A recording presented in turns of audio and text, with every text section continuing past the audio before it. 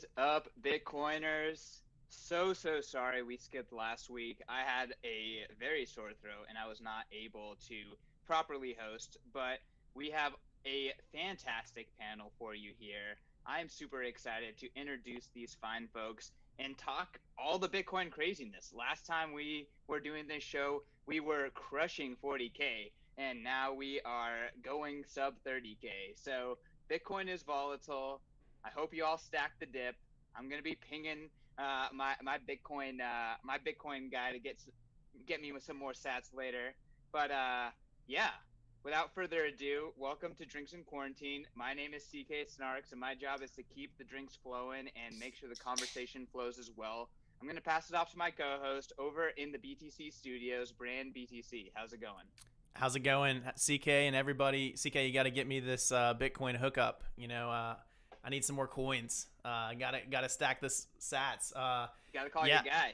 yeah. It's been a crazy week. It's been a crazy couple weeks, really. It feels like a real bull market now. Like we've had our first blood in the water correction. So this is where we shake out the men from the boys and the women from the girls. So if you don't feel it a little bit in your belly, then you're not feeling it. So let's introduce everybody. Yeah, let's do it. So on the top row, we have Vivik calling in from, what is that, the Death Star, and he's holding it down. What's up, Vivik? Why don't you introduce yourself? Tell the folks what you do in the space. Sure. Thanks, CK. My name is Vivik. I do business development for Blockstream, particularly focused on the liquid sidechain. And I've been in the Bitcoin industry on a more technical level for probably about 3 years. Nice. Well, thank you so much for coming on to the show. Excited to have you. Let's jump over to Mr. Pete Rizzo. For all of you guys tuning in to see Brooke Bitcoin Mom, she's not feeling too hot, so apologies about that. But we have a fantastic guest coming in to fill in her very big shoes. Pete, what's up? Welcome to the show. Always a replacement here. But good to be here. Yeah, Pete Rizzo, editor-at-large of Kraken, advisor of Bitcoin Magazine. Work primarily on stuff related to Bitcoin history. And yeah, recently this week celebrated, this will be my 8th year as a full-time person in the industry. So I'm officially ancient now, I think. You're whatever we call older than OG, which I don't think we have a term for it. I like ancient. Oh, I do. Yeah, ghosts. At a certain point, you're a ghost. I think that's graduate. How old are you in dog years? Well, how about crypto years? So didn't somebody do like a mathematical calculation at some time of like how long a crypto year was? So times it by that. Well, I could say that you do not have any white hairs, at least from what I can see, so you're not that old. And you have, I'm surprised you've been in the space for 8 years, because I got a hell of a lot of white hairs because of this shit. All right, let's jump over to Justine. Welcome back to the show. Is this your second or third time on the show? I think it's my third. I don't know. It was when it was still quarantine. It was when we were all just getting drunk together when we decided that we couldn't go anywhere. So yeah, glad to be back. Well, I can't go anywhere still, so I'm still doing the same shit. But thank you so much for coming on. Let's jump over to another returning guest, KISBTC. How's it going, my friend? Hey guys, thanks so much for having me on. I'm always excited to talk shop, talk shit with people that enjoy hearing me pontificate. Super excited. Absolutely. And for me, for one, I've really been enjoying the work that you've been putting out on the guide game. So for all the new Bitcoiners out there, if you're trying to learn a thing or two about how to use Bitcoin properly, check out KISS's website. All right, last but not least, our man in Austin, who's actually at a true meat space happy hour and calling into this. I don't know what the heck is wrong with him. Joe Rodgers. Hey everyone, glad to be here. I'm at Unchained Capital's headquarters, and it's rowdy out there, a little happy hour. And once we wrap this fun little happy hour up for Bitcoin Magazine, we're gonna grab some good old Texas barbecue. So glad to be here visiting with you guys. Joe, absolutely. Joe, you just look glowing right now. I can just tell that you're around people because you have that like I'm back in humanity glow about you. It feels good. I don't know. I'm unmuted. I don't know if you can hear the background, but it is loud as hell out there. Is that a dog? I hear a dog. Let the All dog right, eat. guys, let me mute myself here. I think that's Kiss. Kiss, your dog. Get him under control. All right, y'all. I can hear So the crowd though. first and Yeah, I can hear the foremost, crowd. what are we drinking? What are we drinking? I'm drinking IPAs, so starting with the Lagunitas and moving on from there. Kirin Ichiban. Let's go. Great beer. Yeah, it's Long not showing necks, up. baby. The Bud Heavy, respectable. I did vodka with berries and some sparkling water because I'm trying to be good, and it got really pink. So I'm really representing the women here with the pinkest freaking drink that is possible. So there you go. No go. judgment, Justine. You're judging me. It's okay. All right, y'all. Let's jump into the first topic. Pete suggested just earlier that we should talk about the white paper. I guess last night, our favorite fraud, did a little bit of his typical bullying and threatened lawsuits for websites that were hosting the Bitcoin white paper. And then this morning, in Bitcoiner fashion, pretty much every Bitcoiner with a website hosted the white paper to kind of stick it to CSW. Pete, I guess what's your take on kind of like this turn of events? Yeah, I felt like it brought everybody together. I think I don't know. I think there was a point where it was woke up this morning and it was just like another round of FUD, right? Like it's been every day this week. I feel like it's been a new thing, and it's every day I'm like equally surprised that like we're talking about this thing again, right? Like the Craig Wright lawsuits are back. That's something we have to care about again, like all of a sudden, and like the level at which people care about it, right? Like it's like there's a Bloomberg article now about this instantaneously. So. But I don't know. It felt like a nice moment, right? I think people stood up for the principles, right? I think that it was nice to see Bitcoin.org keep that white paper up there and make the case. It was symbolic. I don't think it really. I don't know. I don't think there was like a wrong choice to be made, but it was a nice feel-good moment. It was better than when I just looked at the price right now. I didn't actually realize that it dropped under 30K until you said that at the beginning of this. So. Pete, you make me. You make me think about even the opposite scenario. I don't know if you guys saw the bitcoincore.org, but they actually did take down their version of the white paper. And I love their reasoning too, which was like, sure, we'll take it down. It doesn't matter. It's everywhere. It's in the blockchain. It's everyone can host it. You can't stop us just because you won't let us host it. It's like this beautiful kind of balance where, it was almost like a middle finger to just do it. I'll also say, if one more thing is the classic Hodlnaut, just always bringing the community together. I mean, he was like right on the front of this news. He was on the front of the lightning torch, on the front of the We Are All Hodlnaut. Just Hodlnaut coming through once again. Yeah, it was good to see like major brands like stick up, and put the white paper up there too, right? I just think it's good to, Craig's a good boogeyman, gets everybody together. Well, it's a good like kick in the ass to become more decentralized. I think we get really comfortable, and as much as it is easy to immediately sort of judge the individual who went, okay, I don't want to deal with your legal stuff, I'll take it down, and say, why did you bend knees so easily? But it also shows the rest of us need to step up. Like if we're only depending on one site to host it, then what the hell are we doing? That's not Bitcoin. And I mean, I think it points out to the fact that the Bitcoin white paper is the white paper. It's a really important document. It's not Bitcoin, right? Like it doesn't control Bitcoin. It doesn't affect how Bitcoin works. But it was really good to see everybody kind of step up. And I'm really into giving Craig the middle finger. I think he's a total bully. And anytime the community can give him a middle finger, I'm in full support of it. Anyone else want to chime in on the white paper? Sure.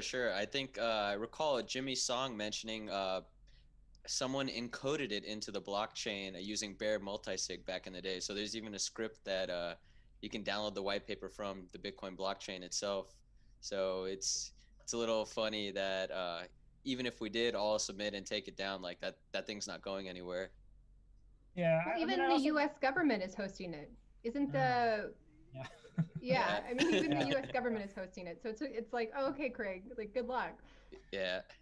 Well, I think it's like everything's a big deal all of a sudden. This is like when you were talking about the FUD era, like where it's like the recycled FUD season right now, where it's like everything is not, and not just like it's a big deal, it's just like the biggest deal, right? It's like, oh, the Bitcoin, the white paper, everything's going wrong. Like, I don't know, Double there's just like a spend, certain, yeah. yeah, there's just like a certain feeling to everything right now where you're like, who are all these new people who are like constantly burning everything and freaking out? It's like, you know, I think we like, it's a particularly strange feeling after like 2 years of the bear market where like nothing phases you. And then all of a sudden everyone around you is just like losing it over like literally like a PDF being hosted on a website. It's like, Yeah, you know, yeah. it just like sets everybody off. So I guess it just speaks to like the level of, you know, because we did go up so much in price. Like we brought in a lot of noobs who are, you know, not, like sort of not used to, you know, I mean that, I mean that in a, you know, a nice way, right? Like they're new people and they just don't have any frame of reference, right? Like so, they just see random things happening and they don't know how to react, and their initial reaction is fear, right? Just to like just be chronically afraid that their Bitcoin that's now worth, you know, $40,000 is going to go to zero. I think it's a good reminder that like, you know, we've done a good job of onboarding like newer people, but those fear risks like still remain. Like so even the price, though the price is higher, they still act the same, which is interesting to me, I guess. I would have thought that would have faded off a little bit, right? That like because we are higher, right? Like when I started in the industry, like Bitcoin was still in the double, like two digits. Like it was a 2-digit Bitcoin, right? So you know, I don't know. Like as we age, we get desensitized to it, but as new people come in, it's like just as big a deal. It's like watching kids like at a birthday party or something, you know, and they're like really excited about something, and they're really excited about everything. Maybe that's good. I don't know. I haven't seen any Bitcoin is going to zero yet, but I'm waiting for that one. Or it's dead, yeah. Yeah. Well, it's dead. I thought it was I forget who posted it, but they were like, "Hey, do you guys remember back at like 10K where we were constantly making memes about how Bitcoin dropped to 30K and it's dead, and here we are." You know, like it was kind of funny because it's like in just a few months, 30K seems like, oh, okay, cool. So I can buy some more. Like, what do you mean it's dead? Yeah, it's that never-ending cycle of FUD that even I haven't even been here that long, and I'm like, really? Like we're back to this? Like this is what we're talking about again? Oh, okay. Yeah, it's funny though. It's entertaining to say the least.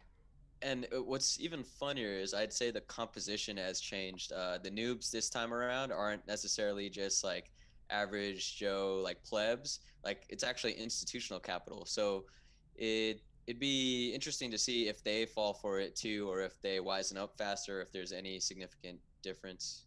They're institution noobs. Like Yeah, yeah. my gut is that they fall for it and they will continue to. Keep it simple. I saw you wanted to speak up. No, I just heard about this like an hour ago. I've been kind of offline. I've been in meat space. I was dealing with the other issue, which I think we'll talk about, which is that double spend shenanigan. But I think fear is good because fear either causes someone to act, right? Either they act, either they grow, or they retreat. And for all the noobs, for all the new people coming in, you know, I have people in my personal life now that are coming in and asking me all kinds of questions and what and how, and fear is good. Fear promotes action. Fear promotes education, and it's a good thing. And if people act out of fear in their detriment, well, so be it. You know, zero-sum game. I love dips. I just posted like who gets more excited when the price drops than me. Tag them, because I love watching the price on my block clock just plummet, because it's a good thing for me. And yeah, that's all I have to say about it. And I could talk more about the double spend stuff later when we get into that. There was a great tweet, and then I'm gonna pass it to Joe. But there was a great tweet where it was something along the lines of Bitcoin price go up, Citadel sooner. Bitcoin price go down, Citadel bigger. And that's exactly how Bitcoiners think. Yeah. Yeah, I think the classic meme, I just learned about Bitcoin and I'm here to fix it. Yep. I haven't been around as long as you, Pete, but I've been around long enough to, you know, going through second cycle and you can see the same FUD resurfacing its ugly head. Well, I will give like a little bit of I will give it an admission that like I think I've recently become a believer in FUD. So I think, as you guys know, like I was a journalist like for a while, I was editor at Coindesk for years, and I think I I actually used to be dismissive of the term FUD, and I didn't like it used to make me. I used to think that like criticism to Bitcoin was like rational and that there was like a good place for that, right? So I come from that sort of mentality. But I do feel like in this recent cycle, I've become like I'm at peace with the word FUD now, and I think like there is actually FUD, and the level of definition of FUD is like people raising arguments that like we've already figured these things out. Like it's sort of like there's a certain deadness to the arguments, and I feel that like particularly this time around. And I'm not sure if it's like I've changed or like the industry's changed. Like I'm not really sure. Maybe like I don't know. I just that's my relationship to FUD seems like it's evolving, and I feel like this FUD cycle is like particularly FUDdy. Like there hasn't been like anything that I've even like tangentially learned from it. Bullish. Agreed. It's quite funny that they'll bring up something that you can Google and go to Nakamoto Institute and find a whole article on that was written probably 6 years ago. Totally. Yeah, totally. like the tether stuff, is a good example. Yeah. It's like Yeah, I mean, Well, this is. I don't think the tether. I don't think the tether is the same though, because the tether is that's the fucking black hole. I mean, that's a whole nother thing, right? Well, I agree with that. Yeah, I think like with that, like the tether people have sort of tricked us into becoming their PR spokesman for some reason. Like this is I can't really understand it. It's like somehow they have us advocating for them. So I have a different take here, Pete.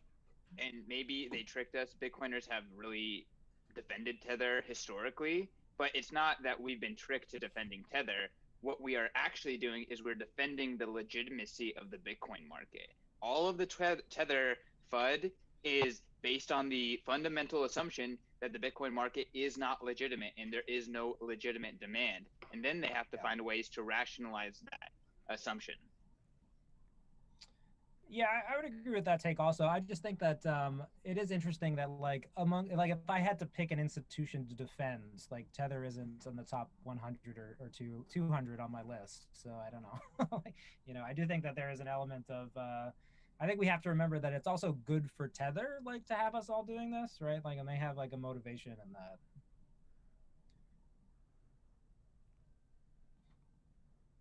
I think.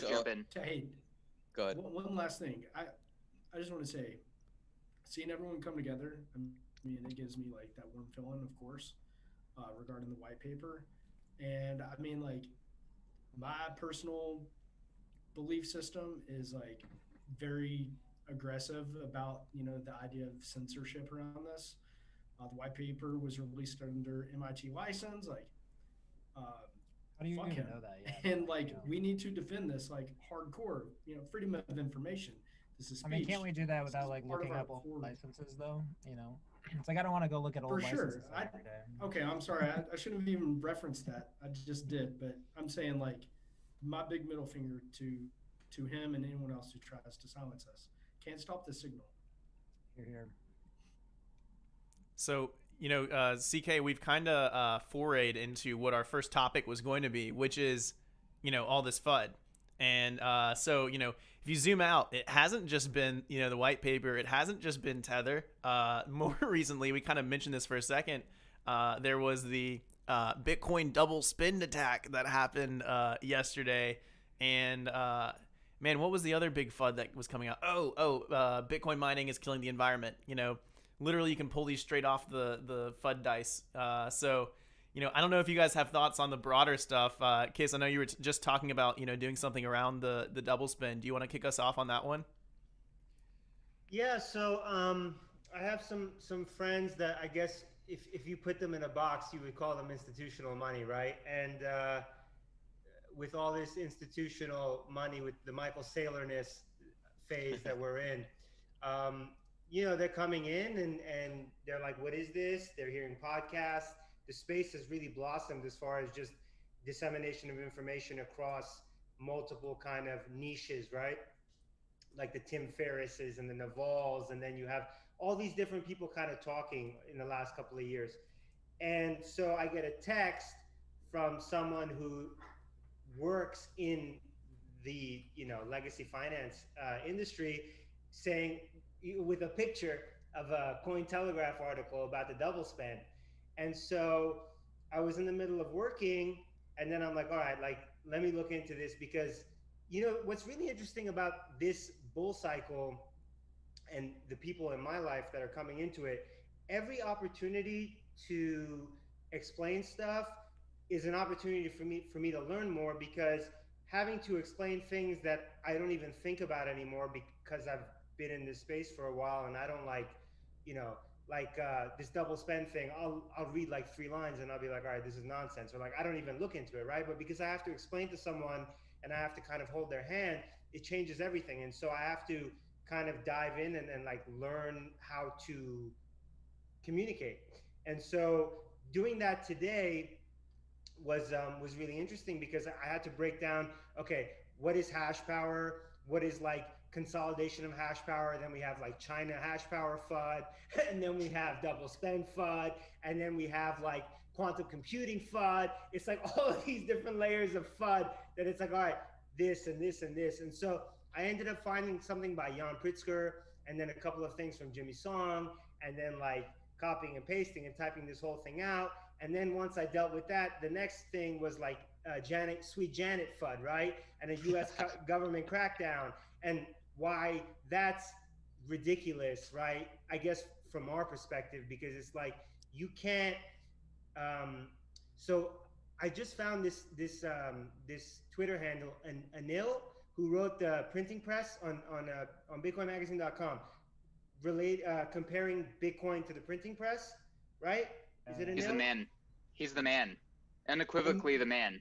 That article is so good, and I sent it to these guys, these people that I'm talking about, because it does such a great job of just being like, this is game-changing shit. Get your mind right. Like, you know what this was back then. If you don't study history, get your shit together. Like, this is going to change the world, and there's no jurisdiction that's going to be able to lock this down, as painful as it might be short term, which goes back to FUD. I'm rambling anyway, but that's been my experience today. You nailed it. You nailed it. Who wants to jump in? I'd say spot on. The quote that rings true in all this that Satoshi has said similar was to Dan Larimer when he asked, like, you know, all these other FUD questions. He's like, hey, you know what? It's not my job if you don't get it. Like, figure it out. Like, that's basically the essence of that quote. You're welcome to pull it up. Original, have fun, staying poor. Yeah, pretty much. Yeah. If you don't get it, I don't have time to explain it to you. Yeah. Yep. It's too bad that Dan did not have fun staying poor. He got very, very rich. Eventually, maybe. He stayed scamming, staying rich. Yeah. I think that the FUD, I mean, I think we all know I came into this space as a total noob. Like, I didn't know anything. So I think that there's a lot of things that you question and you have to dig into and understand about Bitcoin before you feel really confident in it. That's kind of part of the cycle. It's part of the journey. So the FUD doesn't shock me. And I think it's normal for somebody who just looked into it and maybe they just looked at the surface to be like, oh God, like, what does this mean? Like, what did I do? What, you know, they don't get it. And I think it's just part of the journey. I do think it's funny how many people jump on it. Like, I think it's comical that because of the price, all of these news organizations are trying to pick up this FUD that if they just did a slight amount of journalism, just a little bit, they would already see that the solution, or see that it's already been debunked. And I think that just has to do with a lot of the talk around it due to the price. But I do think it's understandable for new people coming in to have that like shock and awe moment. I do have to say, though, I think bear markets are very good for people. So I'm glad that the crew that came in at the all-time high of 2020, who I'm here to teach you all about Bitcoin, is at least getting a slight look at a bear market, because I think they're really good for people. I think you learn a lot. I think it gives you an incentive to look more. And I think education is really important in the space. So yeah, I mean, the FUD is the FUD, but it is comical to watch people try really, really hard to like talk shit about Bitcoin and just fail miserably. Just fail. I mean, it's already been debunked. Like, your FUD is, there's a million articles I could pull up to show you why that's not true. But so can I just jump in real quick? Bitcoin has taught me something about the world. Like, I personally think that Bitcoin itself is this massive orange pill that that opens your eyes to reality. And one of the things that Bitcoin opened my eyes to is that no news organization does any due diligence. These are just FUD organizations. no one does due diligence. If you equate the news about Bitcoin that you see on Right. CNN, and then you equate that to literally every single thing else that they talk about on CNN, that is the level of intelligence that they're putting into and thought that they're putting into every single thing that they're reporting. So the entire world runs on FUD, and that's why it's interesting to hear Pete, coming from a CoinDesk perspective, where in his mind he didn't even see FUD as being a real thing. But the reality is that FUD is everything. Everything is FUD. FUD sells ads. So I think like you have to have a particular definition of FUD. So I will provide a specific definition for this conversation, and then we go from there. So I would say FUD is a recycled argument that has been previously debunked, that is brought to the attention again of people as if it's new. That's my definition of FUD. And I think that earlier in Bitcoin's history, there was probably a lot more allegations of FUD. Well, see, this is where I don't know. It's like, what meets that definition? It's necessarily sort of insular. It's like you had to have been in the group that already knows the thing and knows it's a recycled argument. Right. So clearly, it's subjective, isn't it? Inherently subjective, because right. that changes each cycle when. So each time there are new people, they don't have that prior knowledge and they don't realize that it's a recycled argument. So coming from where I came in the industry, it's like I didn't believe FUD, in FUD. I was dismissive of FUD because I didn't, and maybe that was, part of my journey, right? It's like I had to realize that there was a certain group of people who had been around longer. Of course, this was, 2013, 2014, it was a smaller group back then. But, I think there's a specific definition. It's a recycled, I would say it's a, a debunked argument that is resurfaced again as if it's new. I would say that in this cycle, the tether is FUD because it's a recycled argument. The mining, energy is a recycled argument. The double spend, and I would caution about even calling it a double spend, the stale block or whatever occurred there. I honestly think that's a little bit new. I wouldn't say that falls in the same FUD category. It was misreported, right? There was misreporting that was done about it. But even still, if you look at the original tweet from BitMEX, is it super clear if you were an outsider, like what they meant when they were writing that stuff? So, we were talking about something that doesn't happen that often. We were talking about it in a different way, and then people jumped on it, right? And they blow it up in a proportion. So I don't know. I feel like I learned from this stale block double spend thing. Honestly, today I was reading articles. Hasu has like a really great write-up on this. Usually does great work. But anyway, introducing a specific definition for FUD. Don't know if like everything is FUD, right? And I think we have to be we should be open to skepticism as people. And I'm saying this as a journalist who will expect you to throw tomatoes at me after this. So can I go ahead. Well, I was just gonna say to marry a little bit of what CK and Pete just said. I remember Jill Carlson a couple of weeks ago, maybe a month ago, tweeting out this effect that I had never heard of. It was something like the Dunning-Kruger effect, but I don't remember what it was called. And it was where you read like a magazine and they talk about something very specifically that you know and understand, and you're like, oh, this is complete and utter BS. And then you flip the page to something that you don't know, and you just read it as if everything they're saying is absolutely true, and it's like you've totally lost the context. That's kind of what this reminds me of. It's like, there is, once you operate in Bitcoin and you see how difficult it is for, mainstream or people who aren't in Bitcoin all the time to interact with, some of these topics. And then that they are probably explaining things outside of Bitcoin with similar amounts of expertise. That's, I think, what kind of CK is getting at is like, this probably happens a lot more than we think, all across basically everything that a mainstream, we cover everything type of news org has to cover. That was my 2 cents. I think Pete's right, though. Like, you have to be open to criticism. But you can't call everything FUD. Like, attacking something is the best way to make it stronger. So I get that. But yeah, the recycled FUD, where it's like people are just jumping into, for whatever reason, I mean, there's some incentive to do so. It's just, it's tiring and comical. I mean, if you are not for example, I would consider myself, in the grand scheme of things, I'm not a Bitcoin expert, but to the public, I am a freaking Bitcoin expert. I spend hours and hours and hours studying this thing, talking about this thing, living this thing all day. If you're not a fill in the blank expert, literally every single you receive, like, you can't verify that. And I mean, based on what I've seen so far, you can just assume that it's probably garbage. It's what they're telling you is garbage. It's like not well researched. I would counter that. I'd say like there's more good mainstream journalism about Bitcoin now than there was maybe even 5 years ago. I would say Isabella Kaminska has done some great stuff recently. Joe Weisenthal as well. I don't know. I would caution against throwing the whole thing out. I would say that yeah, there are systemic. Weisenthal? Yeah. Really? I think he's getting it more and more. I mean, like, it's fun. It's fun. I think he's like, you can kind of see him getting it over time, and like, he's some of it's like I'm a columnist and I have to write like witty things sometimes. But look, I mean, it's improving. I use my quiet voice for that. Yeah. But look, I mean, I think that like there are systemic problems with the media industry. Yes, there's systemic problems with the media industry business model, and yes, that leads to chronic issues with how Bitcoin has been reported and discussed over time. And I think that I was even just looking through some research the other day, and there was a chart that I found of the bubble of 2013, 2014, and it sort of tracked news, how much news publications reported about it, right? But we see this phenomenon in Bitcoin where when the price goes away, there aren't as many people like writing and reporting on it in the mainstream news, right? So like you get this recycling effect where very few of them have an actual like legitimate long-term perspective on it.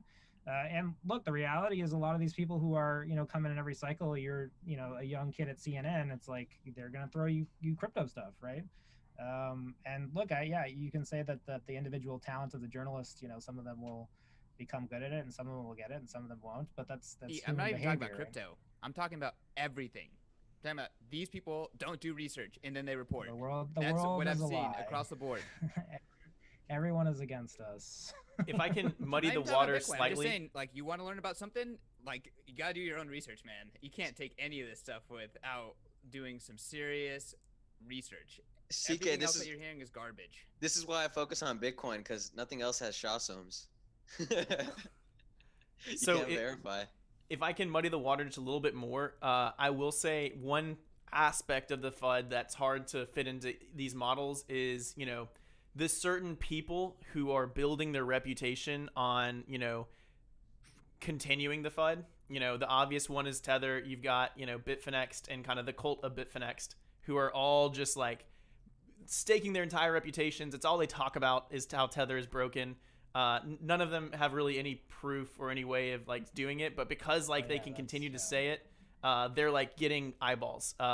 Similarly, like it was interesting to see, the tweets and the messages around the double spend, right? The main people who were down there talking about it were the freaking like nano crypto people who were like, we've solved this problem. Whoa, look at us. And it's like, that's who they're wanting to add to the fire. And like the PDF one, you had all the BSVers, down below it being like, you're not allowed to post this because Craig Satoshi, and I can't believe you don't think Craig Satoshi. So, there is this other aspect to the FUD where it's like people really do have a stake in trying to convince you that FUD is real. And that's annoying. I gotta say something real quick. Oh yeah. Please, real quick. I mean, I want to go back to my buddy Michael Goldstein. Everyone is a scammer. I think Vivek hit it on the head. This is a sales tactic. Fear, uncertainty, distress. I mean, this is what a salesman does to win deals. You got to cast it in people's minds. And this FUD gets clicks. And unfortunately, this is the model that MSM and any media corporations worry about. They're worried about getting the eyeballs. But I think you're drawing some broad conclusions there off like very specific information. So like, some of the people who are quote journalists who are like, engaging in some of this activity, they're actually not employed by anyone professionally. Like, right, Amy Castor is like an independent journalist. But they are employed in getting clicks, are they not? Yeah, but so are all the people who like, if you put out a bullish pump Bitcoin tweet that you're like, oh, my friends are gonna pump this. Like, how is that any intellectually different? Like, how are you doing? You're basically just trying to like confirm biases with your in group. That's the same activity. I think what me and Joe are referring more to, do a tweet. we're referring more to the sensational aspect and the business model of it. Right. Yeah, I think it helps to use specific examples though, because I think like when you're the risk of like using broad kind of like sweeping characteristics is like, okay, is this a media issue? Like, where did the issue originate? It originated at Cointelegraph, right? Which, like, presumably is employing a bunch of people who should understand cryptocurrency. That's core to their business model. That went up to the mainstream media, and that has to react a certain way. So I don't know. I just like, I don't like when people kind of like speak too generally about things, because I think when you actually look at the specific examples, like sometimes that doesn't quite hold. It's not like the media is like launching a consistent FUD campaign against Bitcoin right now. I would say that like largely, like, I mean, Bloomberg's response to Bloomberg. Well, what do you think about Bloomberg's response today? They quoted Andreas. They called him up, and their article was basically nothing happened. This is how the Bitcoin blockchain works. There was no double spend. I mean, you have to look at specific situations. I'm just saying, like, I think in looking for an enemy here and like trying to say that it's the media, I think you're obscuring some instances where like the media has actually gotten a bit better than it has in the past. I think you're right, but I'd say those instances are fewer than the ones we're referring to. But are they more prevalent? Well, it depends on the organization. Yeah. I mean, some organizations are wanting to actually put out correct information and have some sort of integrity. But someone like Amy Castor, which I've talked to a lot of people about her, like she can post something bullish about Bitcoin and get 15 likes, or she can post an attack and get 500. Bitcoin Magazine alum. Oh no. Yeah, so I don't know. I mean, I have to think that everybody works on incentives, right? This is one of the things that I really love about Bitcoin, that the incentives align perfectly. So when an individual, Peter Schiff, like, not only are his incentives for engagement aligned to shit talk Bitcoin, but like his whole business model is. But like people do the things that work out well for them. I can't imagine wanting to be that person who gets like the negative engagement, but it works. Say something bad about Bitcoin and you're going to get like a ton of engagement. And some people like the same thing if you say a good thing about it. So like, what is on a high level, like what is the actual difference between no coiners and Bitcoin maximalists? Like in their behavioral characteristics, like, what are they doing specifically differently? Like your allegation is what they're saying is wrong, and their allegation is that what you're saying is wrong. And you're sort of both using the same tactics. So I guess the question that I would have is like, sure, the no coiners are different now, but are they just using the same tactics that the Bitcoiners have used? Are they just adopting the same things, and like they're more effective at it because they're just doing the same things that we do? Like, so maybe they're not so different, right? What makes them different is if they actually do run a full node and hodl and have a setup that KISS has made a demo for. It's practicing what you preach. I think that's the difference. But you're absolutely right. Like if they're just spewing charts and price predictions, that's not necessarily much different than the negative FUD either. I guess there is a positive FUD. Oh, there's tons of people that come in the space and say the exact narrative, whatever somebody's already tweeted before, they're going to say it again because they're like, I can get clicks this way. I mean, we see that. I think the frustration is when somebody comes in with a negative critique of Bitcoin, and it's that FUD. It's just like reusing stuff that's already been proven before, but they're acting as if it's some new thing and they've just discovered it and this is why it sucks, and it gets them engagement. I don't know. I think with FUD, it's like the specific definition. It has to be something that's like recycled, that was like previously debunked to a specific level. So I think with like the green mine, like the energy problems with mining, I think that's an example of something that like that is FUD, because you would expect that someone who had reasonably researched that topic should have at least come to a nuanced perspective on it. And that is the failing of the person, right? I think Alex Gladstein has been a fantastic person in this cycle for battling that. He's pointed out a number of instances where journalists have made, mistakes. But I would also caution that like journalists by nature are like one of those breeds where it's like, it's a tough set where it's like they almost sort of like get off on some like by pissing people off in some ways. There's a certain type of journalist that does that. I've tried to offer to like talk to them about it if they want to actually like hear somebody's perspective on it, or to like remain open to them, because some of them I think, I look at like the way that some of the journalists have come into space, and I think that like, maybe like if we were nicer to them, like they wouldn't have ended up like the way that they went, right? And that like somehow our behavior, like we do have a tendency to just like try to pig pile the fuck out of everybody. It's like, and I don't know if that's always the best like thing, right? It's like I understand the temptation, but like, but what's the alternative? I mean, I don't know. Yeah, I don't know. what is Great like, question. because what difference does it make? My point, after you guys finished discussing this, was really, I think what everyone can take from this, like to empower themselves, is you as an individual are incentivized to focus your attention and energy in being able to cut through this stuff as quick as possible, because it is the zero sum nature of Bitcoin and its finite supply. The faster the faster you establish pattern recognition and you can cut through this bullshit, the more sats you can stack. And fundamentally, Bitcoin is about self-empowerment, and that is the most like sovereign self-empowered thing you can do. Is when I see a text message from a friend with a headline, it takes me maybe 4 minutes to be like yay or nay, and when I see the price drop below $550 billion market cap, I get excited as hell, right? Because it's all good, but that takes time to develop, and I do that, one, because I care about the space, but because I'm incentivized, because I understand the finite nature of this game, right? The zero sum game. Like every sat that I stack is one you're never going to touch, and that's really important. Like you got to drive that home.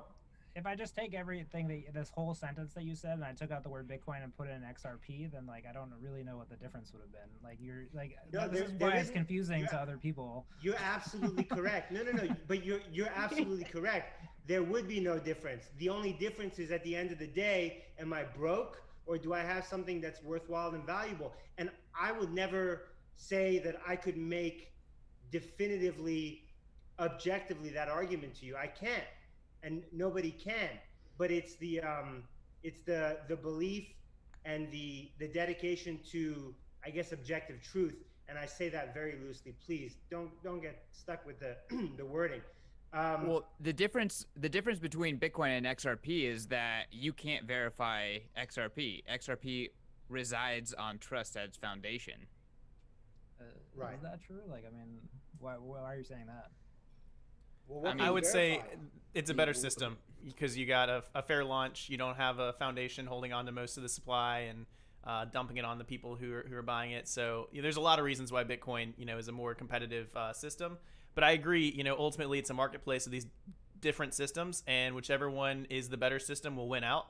And that's the way to look at it. I think my point wasn't to get you to defend that specific point. It's just that from the outside looking in, it's like a lot of us display behavioral characteristics that are the same. And I think that makes it hard for people coming into the space to really understand that there's an underlying difference. Like it's hard, like, the people who support XRP, like I almost feel like sometimes it's like the mainstream looks at us the way that we look at the Ethereum people, who look at the XRP people the way that we look at them. It's just this big chain of people judging each other and feeling exactly the same about each other. So I don't take that for whatever it's worth, but like I do think that's fair.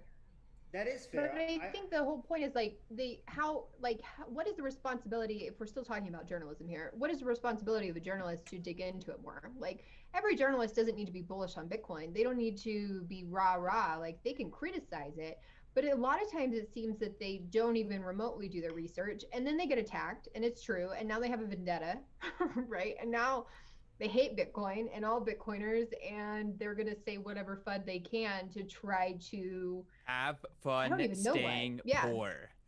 No, have fun staying poor. But with that being said, there was an actual amazing article written by Andy Edstrom and Pete McCormick on Bitcoin Magazine last week, or I think it was at the end of 2 weeks ago, discussing like how do you get on the level with someone new? Like Bitcoin has already won, but are we going to take the hard path where we're the rich asshole insiders, or are we going to try to help people understand, help bring people, bring Bitcoin on their level?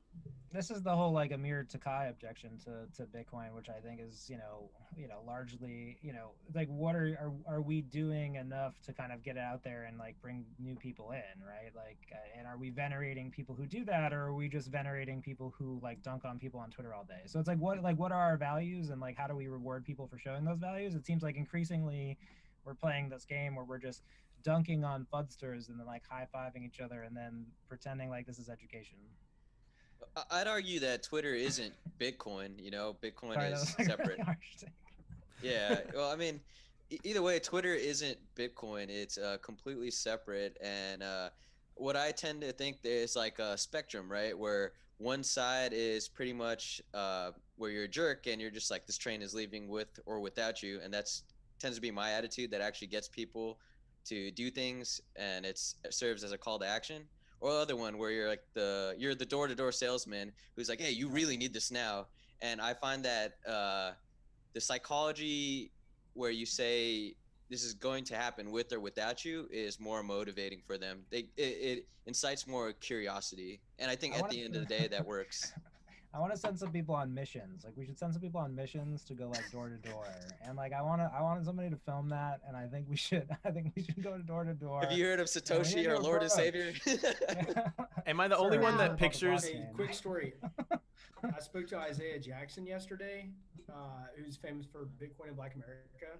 Yeah, And he's been around since like 13, and he literally has got like door to door to people in the Black community who reach out to him, doing the Lord's work, man. Yeah, but that's awesome. Wow. I feel like there should be like somebody should make a Twitter where it's like every time you tweet, you have to talk to a real person about Bitcoin. Like at some point, there's some like balance there, right? Like There should be a quota. I mean, I personally, I came into the space and none of it made sense to me. I didn't know of Bitcoin Twitter. I didn't have any Twitter. But I actually look at it and wish that I wouldn't have wasted so much time, to make a long story short. Like I wish I wouldn't have wasted so much time not understanding and going elsewhere because I didn't understand it. So I get it, like from a new person coming in, how the hell do they know the difference between XRP and Bitcoin? Like it all does sound the same. You have these really passionate people on Bitcoin shilling it, or on Twitter shilling it. But I do think that there should be a little bit more, how do I say this? There are individuals in the space that are very good about reaching out of the bubble and capturing more people in a funnel. And sometimes there's individuals on Twitter that are super harsh on those people because they're not doing it the exact way that plebs on Twitter think that they should. And I do wish that that was a little more big picture thinking. I think that obviously with any space, there are freaking LARPer Bitcoiners. Sorry, bash me all you want. There's a bunch of assholes sitting online wanting to just shit on people who do nothing that they say that they do. So that's fair. But I do think that there's people who are trying to reach out and educate people that get shit because of the way that they're doing it, because it doesn't fit into the Bitcoin Twitter realm. So I do agree with that. Like, I think there should be more of an effort to say, hey, not everybody who shows up on Bitcoin understands. And this whole do your own research. Okay, cool. So Google Bitcoin and let me know how that works out for you. Because I did it. And it didn't really work out so well for me. So like, I get it. I understand that it's sort of like the self-sovereignty aspect is a lot of do your own research, but it would be good to have a little more guidance. It would be good to be a little more supportive of the people who are trying to go outside of the bubble and give guidance. So I'm agreeing with you, Pete. I don't even know what we're talking about like anymore, this but I'm agreeing conversation, with like you. we've chosen to like talk about FUD. Like we choose Right. this. Like, are we choosing this? Like, it seems like at some point it's like we're putting so much energy these days into FUD. It's like the last couple weeks. Everybody's been talking about FUD, and this is FUD, and that's FUD, and I dunked on this, and let's dunk on that. And it's like, okay, well, who's choosing to make this FUD? Like at some point, right? I don't know. It's like at some point you have to say, it's like, am I choosing to like give this, to make this important, or is it important? If I just ignored it, like, maybe it wouldn't be a big deal. So I think that this is. Sorry, Bran. Go. Wait, one more thing, because I just wanted to put this picture in everyone's head, and it's totally off topic, so I don't want to derail the conversation to it. But I like to picture Jack Dorsey when he goes to Africa, literally like seeing himself as like going on a mission to spread Bitcoin, like the mission that we all think of like a mission trip, and like in his mind he's like making up for everything that he's done with Twitter. And this is like his absolvement of the sins by spreading Bitcoin to Africa. So just wanted to throw that picture in people's mind. But go back, CK. Thank you for that. Yes, missionary Buddhist censoring Jack. Repay your crimes to society by spreading Bitcoin, please. Thank you. I think this is a good place to pivot away. Yes. You're just shutting the door. Well, I did want to say one more thing. I'm not shutting the door if you're sticking your foot in there. That's fine. You can keep going. I'm sticking my foot in there. I think the question is like, can we do more things that like positively display our values? And I think the answer is like yes. And like maybe we should like try to figure that out. Why is that our responsibility? Why is there a responsibility for people to like do the research to know that you're right about something? It's not. For our bags, keep it simple. For our bags. No, but it's not. It's really not. Like this whole conversation has kind of been like everybody's gonna focus on the scope within which they feel kind of like compelled to focus, right? And every individual's contribution is what makes the whole. And everyone's not going to want to contribute in the same way. I don't have the patience to deal with people that are brand new. I focus on what I want to focus on, and I help the people that are like ready for that whenever they're ready. Like I'm not going to try to do something that I don't resonate with doing. And same thing with Miss Huddle. Like she's talking about what she's talking about, and obviously it sounds like she's passionate about that, and she's way better equipped than me to focus on that scope and to do that. So we're just an aggregate of all these different like individual kind of desires and intentions, and we make up the whole. And Bitcoin's going to do its thing whether or not we want to or not. So I agree with you. Keep it simple. And I'm sorry to always speak up above you, but in terms of like Bitcoin gets it all. Like Bitcoin doesn't miss out. Like Bitcoin gets the shit coining, Bitcoin gets the speculating, Bitcoin gets the salesmen, Bitcoin gets the hardcore hodlers, Bitcoin gets the extremists, Bitcoin actually gets it all, and that's because of Bitcoin's open source permissionless nature. And that is why I'm so freaking bullish on Bitcoin, because no matter what, like I can stamp around about Bitcoin best practices all day, but I can't stop someone from using it wrong. And then on the flip side, no one can stop me from teaching someone how to use it right. And every single person kind of has the opportunity to contribute in their own way. So I completely agree with you. I'm looking at Twitter right now. In Business Week 4 hours ago, the headline is, to understand Bitcoin, just think of it as a faith-based asset. And I think that ties this all up perfectly, because that's so true, and it's such nonsense, both at the same time. And the picture is some hairy chest with a Bitcoin necklace. And Joe Weisenthal wrote it. Yeah, I think I saw him tweeting about that. Yeah, he's really into that Bitcoin as a religion thing for some reason. But that's hilarious. It's because he's been to a beefsteak before. Been to a beefsteak once, and then you're in the religion, I guess. That's easier to convert than Judaism. What do you guys I want to think about, pivot. like, you have to get wrecked. Like, that's part of the journey. Like, that. Oh, that's a beautiful thing. Unfortunately. It must. I'm not saying it's a good thing, but I mean, like, when you come in, you know nothing, and then it's baptism by fire, and then you either learn that this is the way, or you don't. And if you don't, weren't you just saying that this? Weren't you just complaining about the title that this is a religion? No, I said this is my religion. Oh, okay. I did not complain about it at all, Pete. I want you to know I'm very serious. All right. Y'all, I want to pivot away from FUD, from existing FUD to potential FUD. So we have a new administration in the United States that's just been, sworn in and taking power. And one of the members of that administration is Janet Yellen, who has said ill-informed negative things about Bitcoin. And I mean, I personally feel like we are in the and then they fight you stage of Bitcoin's ultimate rise to glory. Who has an opinion about, what maybe Americans, global citizens that are paying attention to American politics, think of this kind of upcoming presidential reign, and in particular, some of the comments that Janet Yellen has made? I see, Pete, you nodding a little bit. You have something in mind? Oh, definitely don't go to me first. All right. Who wants to go first? I'll go. All right, Vivik.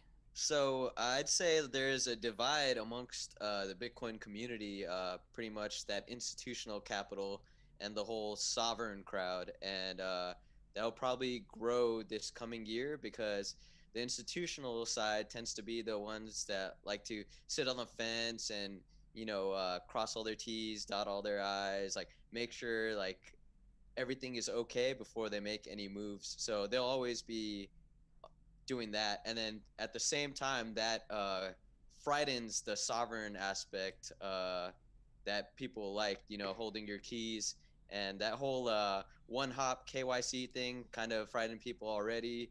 So it's going to be interesting.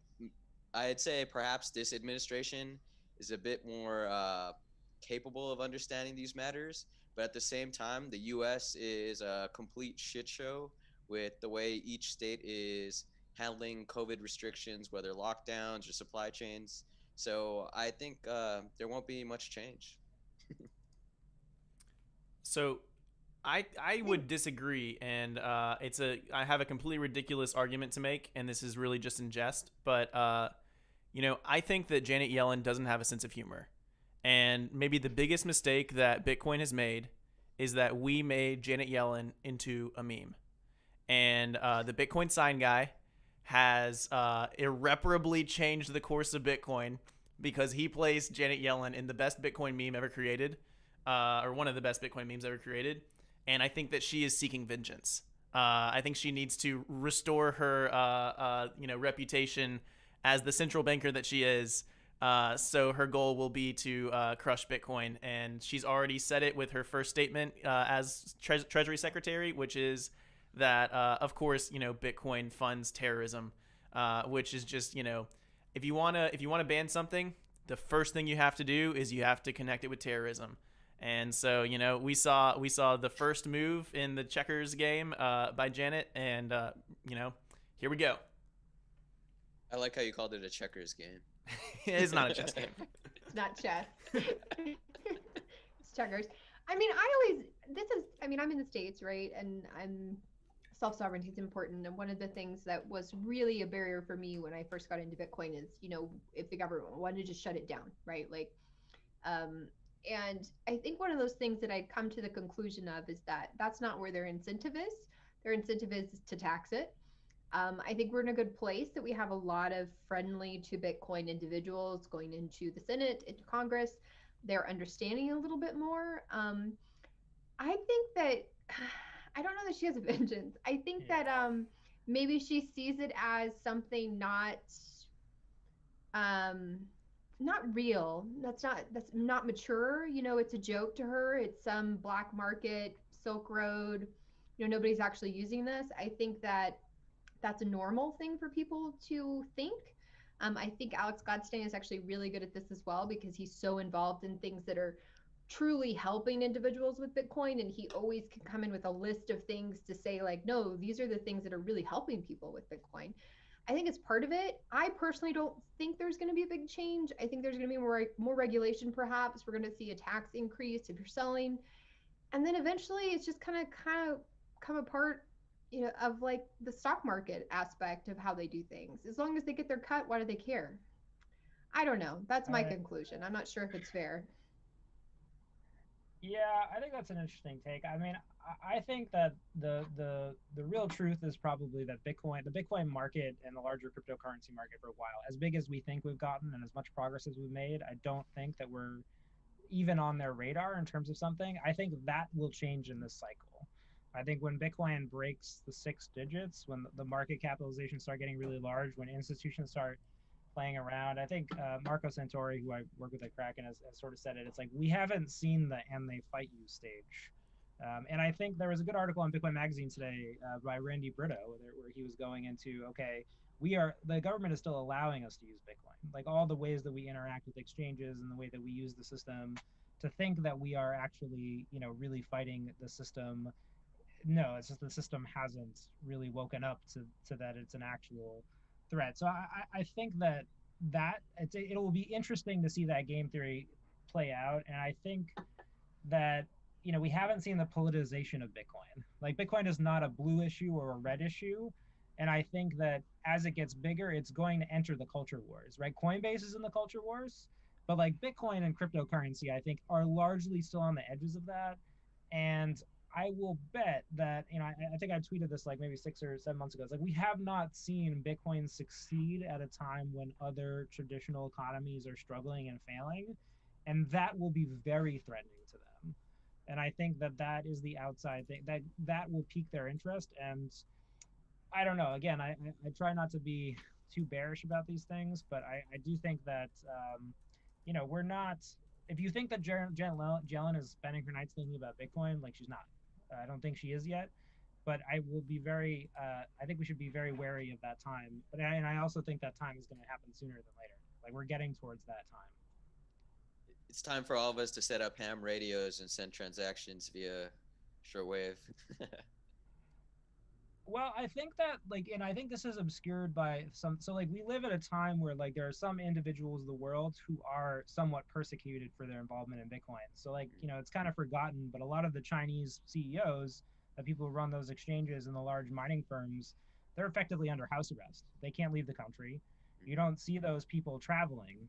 Their rights have been restricted for their involvement in the network, and we largely have not seen that in the West, though that is an option that's on the table. So I would say that there is some precedent for this, right? We're all public. We're on this forum. We're talking. We're public figures. I guess all this is to say that there's levels of which we're important to the conversation. I think we're going to become more important to the conversation, and we haven't really seen that reaction yet. So we don't know, but it's coming. And with Yellen, I think it's you're dealing with someone who has an established love and who has helped build a global order that you threaten. So for whatever that's worth, that's the individual you're going to deal with. So and we made her into a meme. Go ahead, Kiss. So in my process of helping educate these particular newbies, so Robert Breedlove was on a podcast with What Bitcoin Did with Gary Vee, and so I kind of picked that apart and sent nuggets to a friend. So this is a quote from the Sovereign Individual, and I'm going to read it because it rang really true to me, and then I will expand on it. But this is a quote that he read.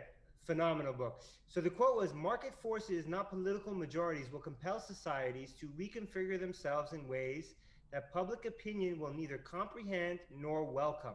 As they do, the naive view that history is what people wish it to be will prove wildly misleading."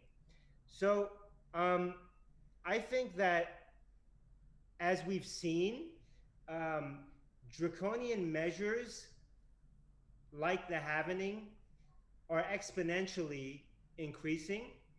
And I think that the speed at which we are affected by these measures will be, in hindsight, alarming. I think that if you don't hold your own keys, you are stupid. And I say that in the nicest way I can, because I think that what's coming is going to be very scary for people that do not have conviction and understanding of what Bitcoin is, why it's important, and why it empowers the individual. Now, I was just going to say, my argument is for some people it already is. So I think people should also remember that. It already is what? The example of China, as well, that people have had their rights restricted for using Bitcoin, already. Absolutely. And I guess, you know what, you're right. So I guess I'm speaking more in Western societies, because I think Western civilization has been a lot more lax because of the freedoms or the perceptions of freedoms that they have. So I think that I'm very optimistic long term. Within the next decade, I think we make it out of this.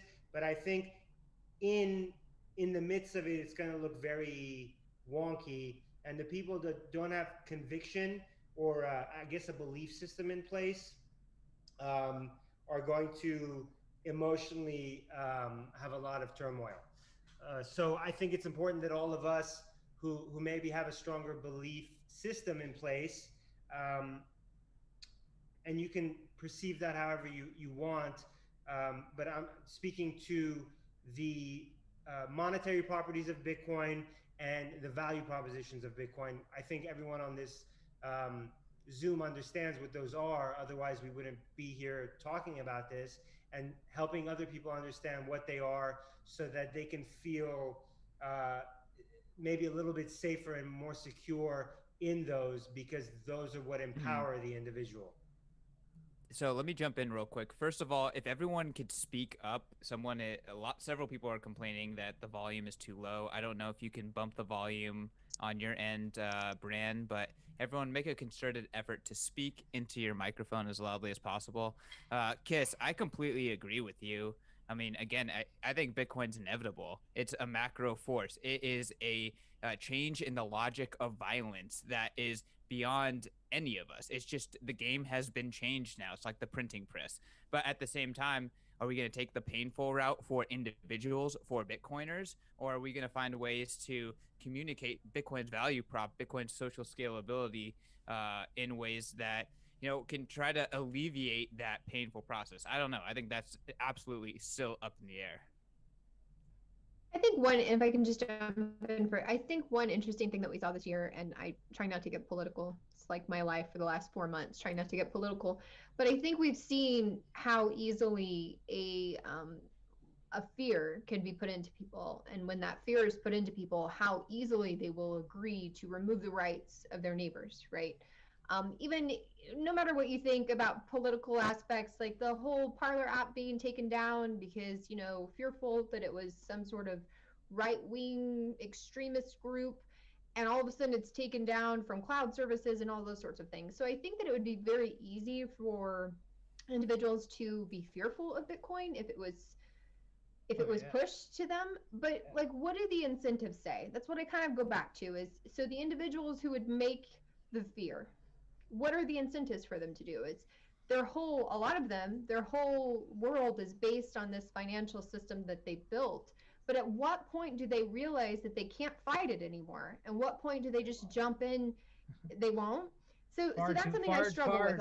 Far too late. The answer to that is like far too late, and only after they've exhausted literally all the ammunition that they could ever possibly get, like, to fight. Right. Like I just like to think that like the world, like economic order that has been constructed. Like, I mean, that ultimately, like, if you really understand Bitcoin, you understand that, like, you're talking about a readjustment of that, and a readjustment means a loss of power, and like that is not something that people in power, like, I think will accept, especially in Western societies, when they think their power is, and this is, I think, the thing that people forget about, like, where kind of like the no coiner argument comes from is, like, a lot of it comes from the idea that, like, laws are created by people, right? And like people in power then think that they're enforcing the will of the people. So you're not just dealing with people in power who are in power.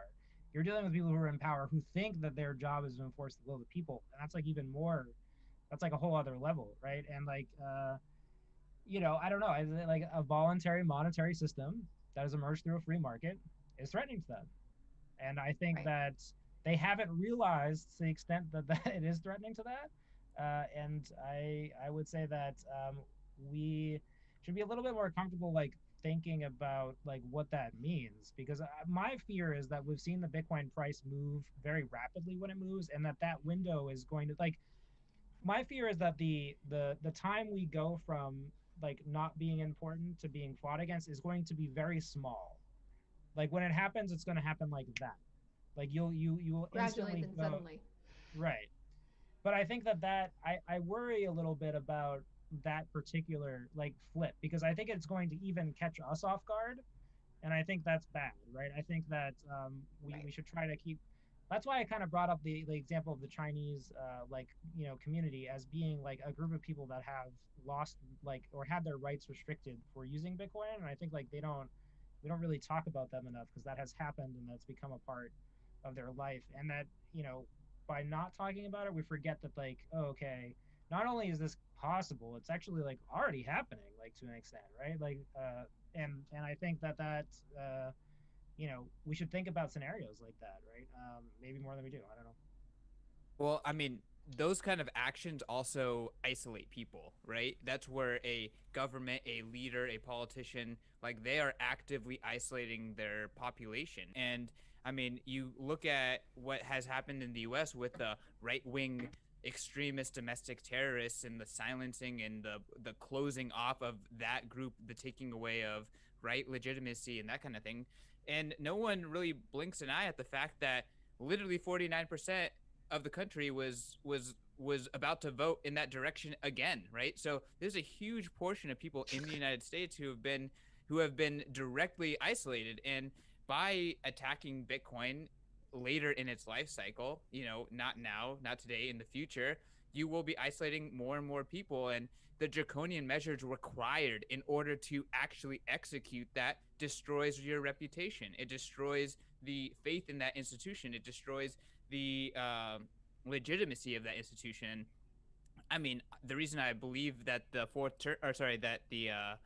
sovereign individual as a book is so important is because it really illustrates this thing as like this is a macro logic of violence thing. This has nothing to do with individuals. This has nothing to do with what has been established.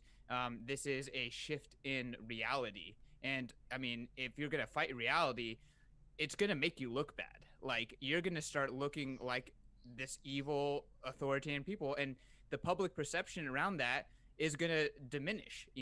So I just, it's not like I always bring that fighting Bitcoin is not scalable. It's not. Like, Bitcoin fixes the current economic system by breaking it. It fixes the political trust system by breaking it. Like, the whole thing is that it makes it unscalable to fight. Well, I think because of the whole, I know I say gradually then suddenly, but I mean, we still are very much under the radar right now, and we're growing quickly. And so it's almost like when we become on the radar, is it too big to even put back in the box at that point? Like, how would you even go about, so you shut down third parties. Okay, another one's going to pop up, or people who are running their own nodes and already, doing peer-to-peer transactions and peer-to-peer purchases. Like, I think that people are going to have to try really freaking hard. And at some point it's like, what does that become? What does that look like? I don't know. I mean, I really don't. I don't know that any of us could. I think we should be prepared for it. I think that when it goes back to keep it simple, like, I think that's why self-sovereignty when it comes to Bitcoin is really important. But like, I can't personally vision what that looks like, because I feel like it would be so far out of the box at that point to try to shove it back in is going to be, I don't know. I mean, I guess it's hard for me to visualize.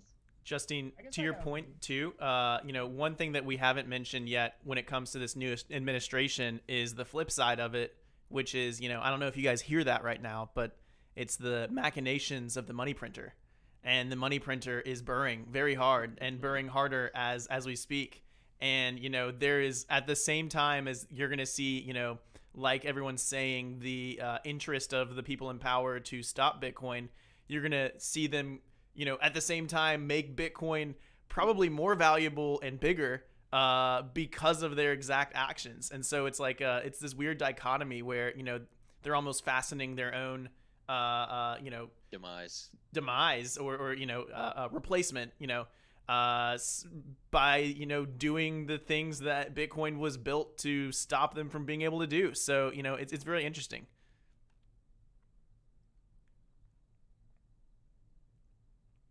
Yeah, Go, jump in this.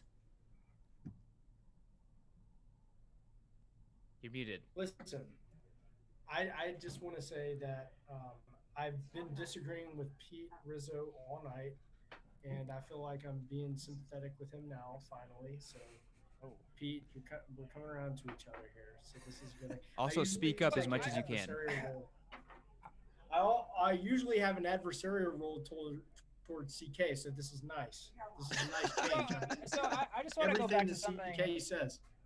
I want to go back to something that Justine was saying, because I actually, I mean, like, look, there's a whole, like, your sort of argument is like, oh, I don't understand like how they would do this. Like, the world is full of, like, long-standing historic examples of like people being persecuted, right? Like, I don't think there's really like a short history of those things. And I think that, like, to go something what Brandon said, like, why do they have to stop Bitcoin? They can just make you look immoral. They can they can make you look bad to your family. They can make you look unpatriotic. Like, they already are. Says they have to?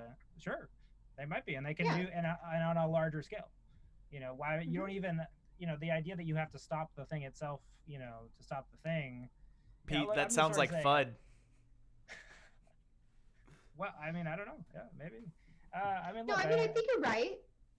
I think that it could just be a narrative. We've already seen it. Like, okay, so people, sorry, I'm going to get political. People who are at a protest, one that we've seen similar all summer long, apparently are terrorists because they were from the wrong side. So those people are terrorists.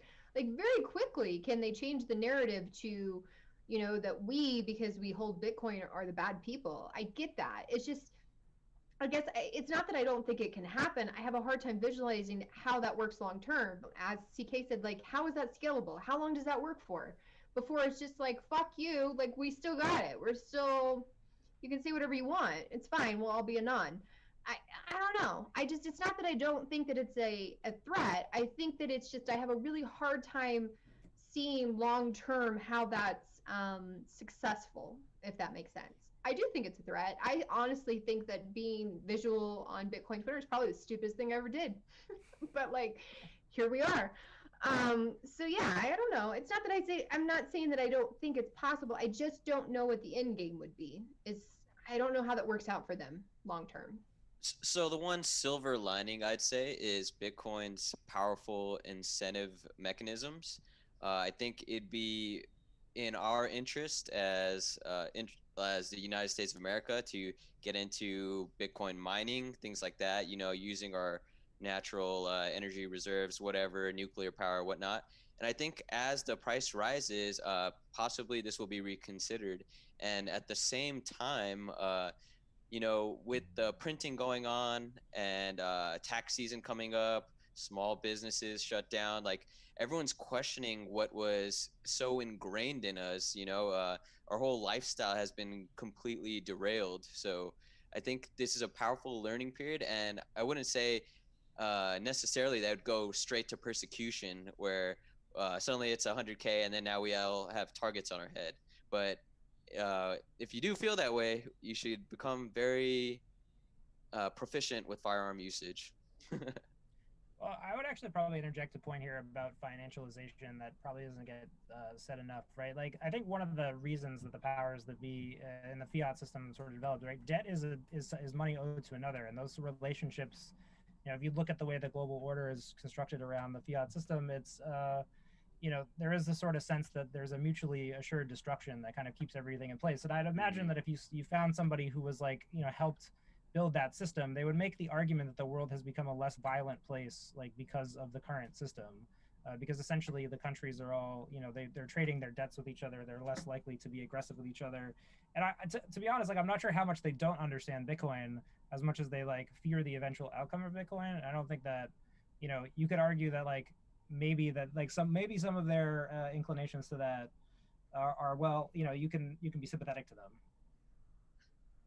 I think the Sovereign Individual says in one of the early chapters that it's a trade-off between mass violence on a larger national level versus like increased sporadic violence on like a more community level.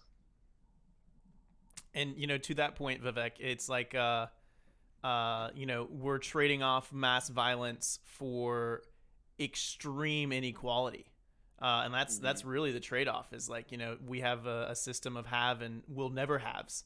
And like that is only able to happen because of the money printer and, the Cantillon effect and the mutually assured destruction system that we have. I would say I'm really excited for the fiat standard book that Safety is doing. I'm not sure if you guys listened to the first chapter. It's on Crypto Audible or Bitcoin Audible right now. Oh no.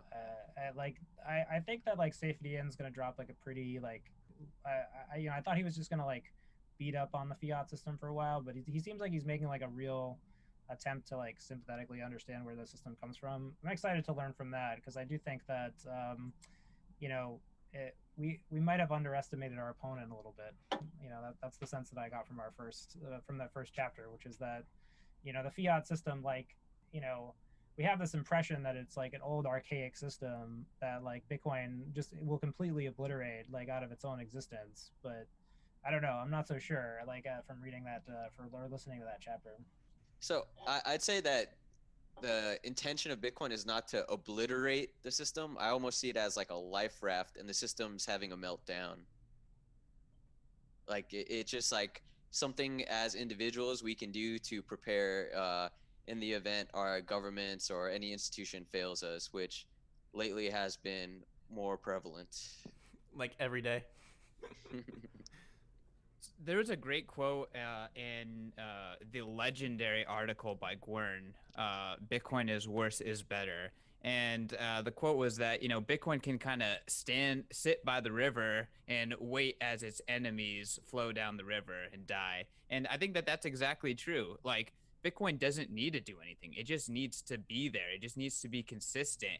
And the enemies are killing themselves. Like 2020 was in my opinion, the year truly was the year of clarity. Every single person living in California now knows how much less free they are than someone living in Florida. Now knows how much less free they are than someone living in Texas. Everyone living in the UK knows how much less free they are than someone living in the United States. Like the clarity to see of reality that Bitcoin has. Like, what has Bitcoin done differently? Bitcoin's just been there, but yet here we are at Bitcoin 30K. Here are institutions understanding why Bitcoin needs to exist. Here we are, more people are waking up. It's just a matter of time, in my opinion.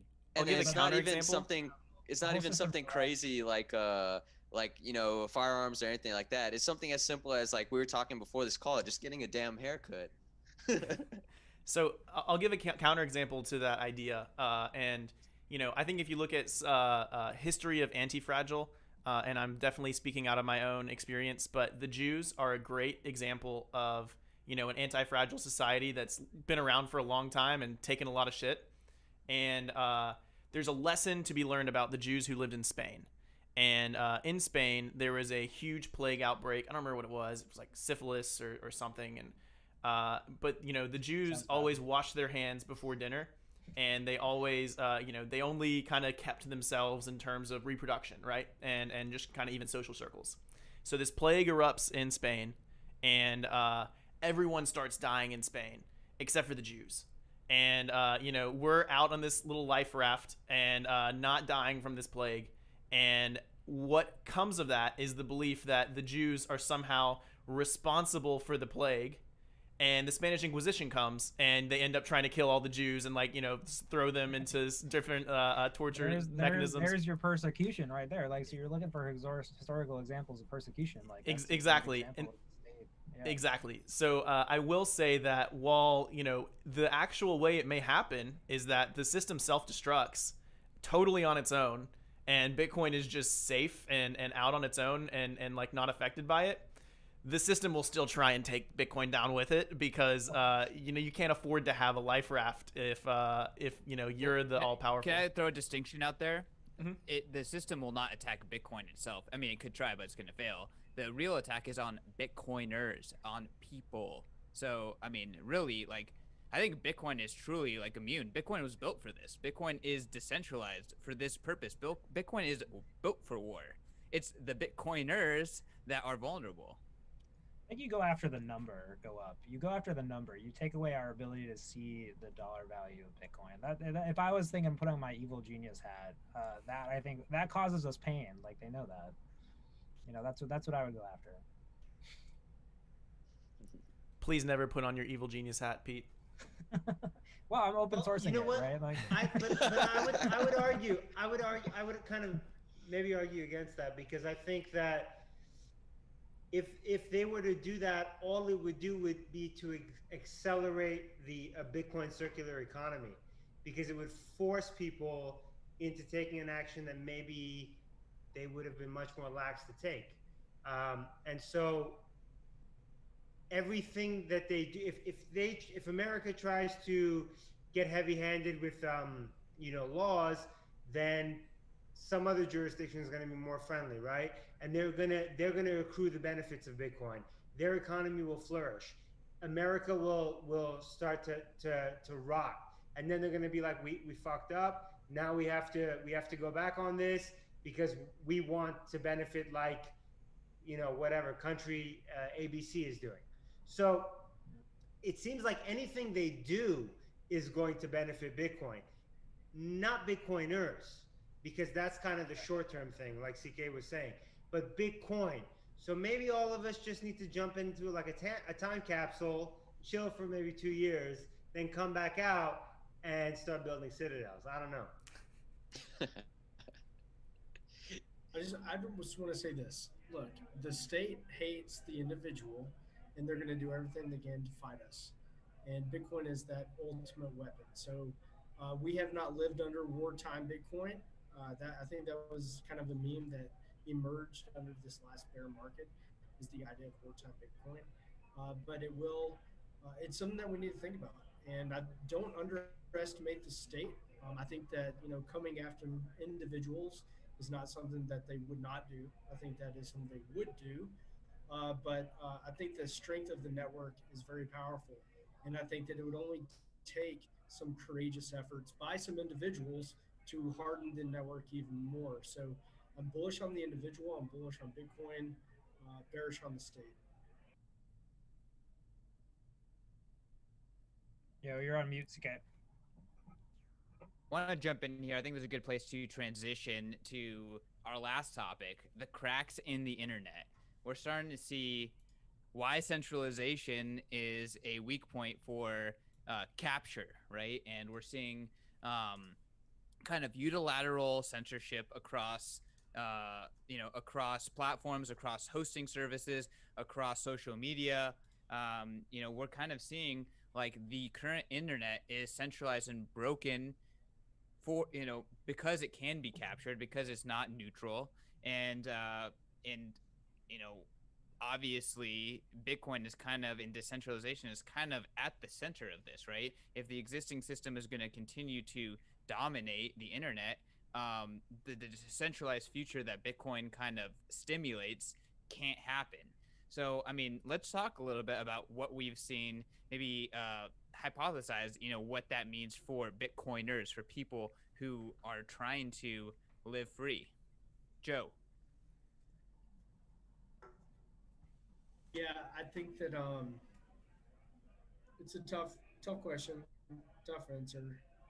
I don't know. I want to hear what Pete Rizzo says first before I answer. When did I become the heel in this conversation? Vivik, I can tell Pete doesn't want to talk. Vivik, go. Okay. I think I'm going to use that meme that this is good for Bitcoin. Basically, everyone's lazy. Everyone has these social media apps. If they kick us off, then the only counterpunch we have is to figure out how to communicate still. And that might be Signal. And then Signal might go down because now there's a bunch of people using Signal. So eventually, we'll be smart enough to use technology that's been around for decades, like PGP emails, and then we'll move on with our lives. But until then, we're going to be lazy and say it's inconvenient, or we won't, I guess, want to learn that for ourselves from within. So I see this as accelerating the end game, and perhaps it is a bit more frightening being censored for your speech. But if you do believe in yourself and the whole sovereign spirit and whatnot, then it's up to you to rise up and figure out how you can do what's within your powers.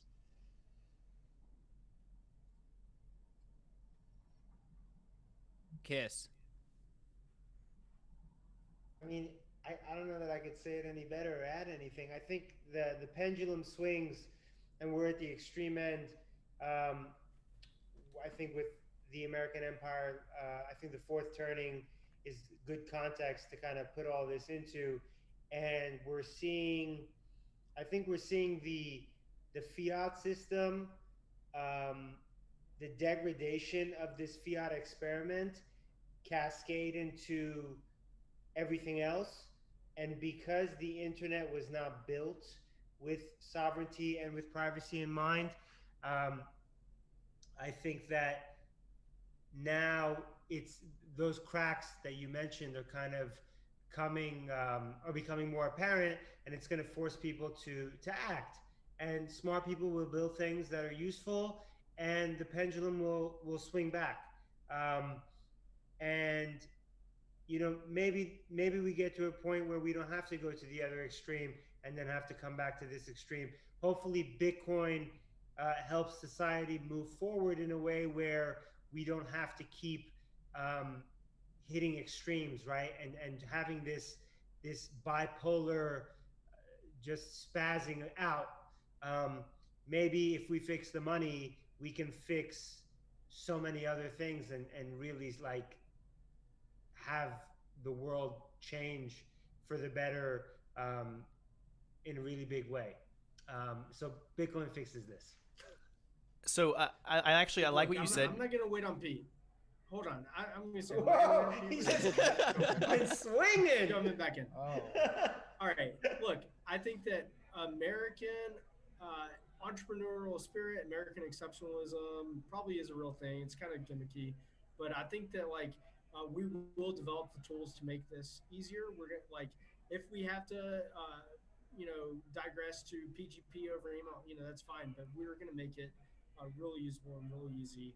And with like the projects that like Randy's heading up at Locomesh and decentralizing the internet. I mean, like so bullish. I mean, Bitcoiners, we will find a way, and I'm not one of the people on the front line of that, but I'm cheering for them, and I'll do everything I can to support them. But I'm super bullish on the ingenuity, entrepreneurial spirit. I mean, like we have so much skin in the game. I don't think that Bitcoiners are just like excited about getting rich. We're excited about a more like free and prosperous and individual-led future. So I think that's what I'm really excited about. So bullish on the individual. Joe, you actually said kind of what I was gonna say, which is that Bitcoin fixes this because fix the money, fix a lot of problems.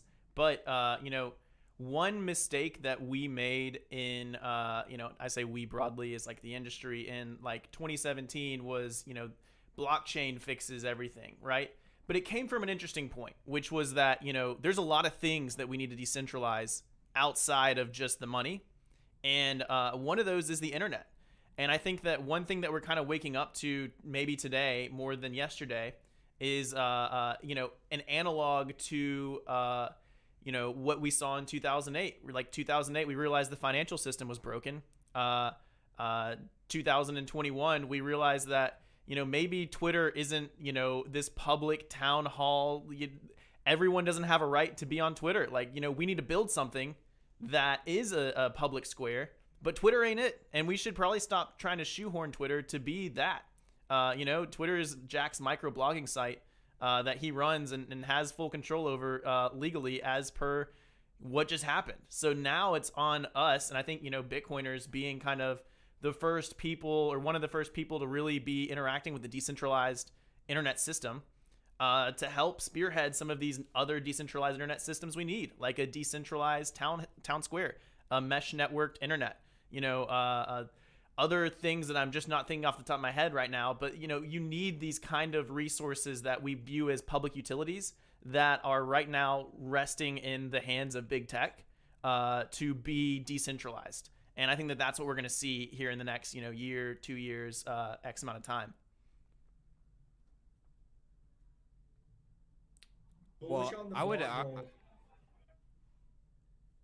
Yeah, I mean, I think that the way that Bitcoin does this, and it's the opposite of how blockchain does this, is Bitcoin is the incentive to run your own hardware and to run a server. And that's the only way to decentralize the internet, is to run your own shit.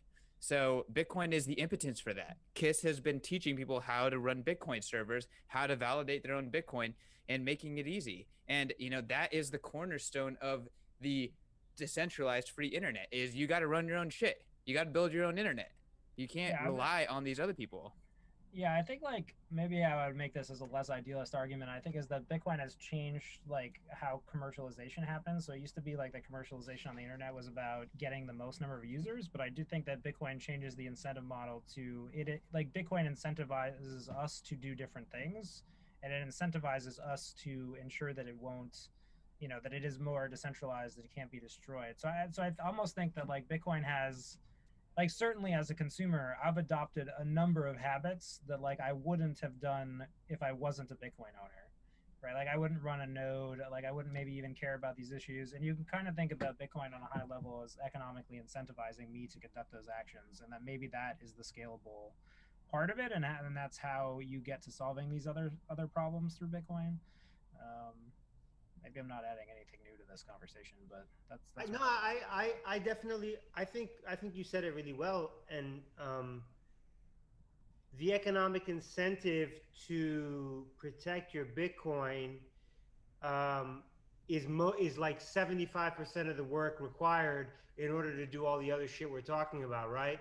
To run your own server. It's like, well, I already do this because I know why it's important for my money. So for me to run Mastodon on my Nodl, let me learn how to do that too. As another user, I can SSH into it, create a new user, and now I have Mastodon running on the same hardware without conflicting with my Bitcoin node. Like, I already spent the money and the time to make sure my Nodl game is tight, or my MyNode game is tight, or my Umbrel game is tight.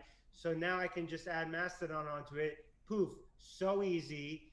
I don't give a shit about decentralizing the internet because I care more about my money. But you know what?